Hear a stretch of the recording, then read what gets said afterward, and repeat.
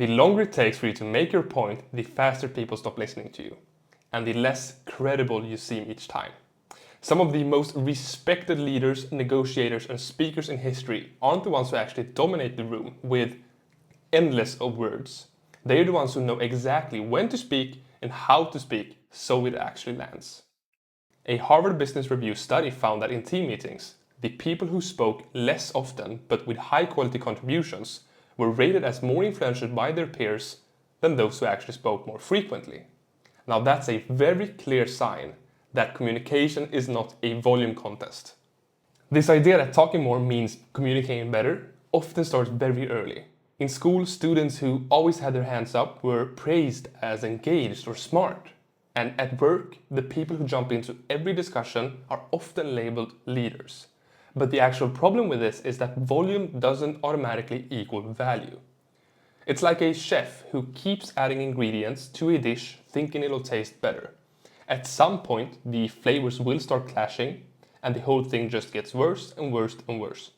What really makes communication effective is three things. It's clarity, listening, and timing.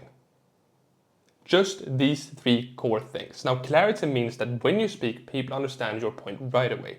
So no long-winded explanations, no circling around the topic. If your main message is buried under extra points, people will stop listening before you actually get to the important part.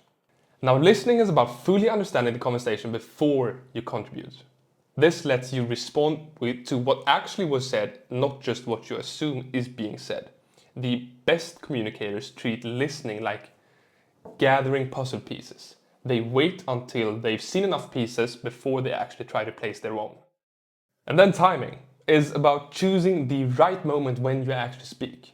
When you speak at the right moment, your words have more weight. It's like in comedy, the pause before the punchline makes the joke land harder. In conversation, the same principle applies. The right words at the right time create more impact than filling every silence with filler words or just nonsense. Think about Warren Buffett. He's one of the most successful investors in the world, but in interviews and shareholder meetings, he's not rushing to fill the air with constant talking. He listens carefully, then shares short, clear thoughts that stick with people for years. The same goes for many world-class negotiators. Chris Voss, former FBI hostage negotiator, says silence is one of the most powerful tools in communication. He calls it the effective pause. That moment after someone speaks where you just let the silence hang. It makes people open up more, and when you actually do speak, they will listen harder. So what I want you to apply to your own reality is something called the 70-30 rule. This is about spending 70% of conversations actually listening and 30% talking. So in your next meeting or conversation, aim to speak for only 30% of the time. Spend the rest time listening, asking clarifying questions, and thinking about what value can you actually add to the conversation.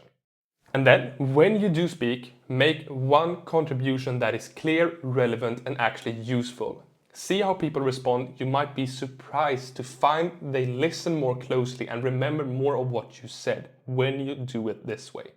So I want to tell you this again. Talking more won't automatically make you a better communicator. What matters is the quality of your words, the thought behind them, and the timing when you start to share them. If you want to learn more on how to speak with more clarity, confidence, and presence, so your words land every time, book a free call with me where I will help you with exactly that.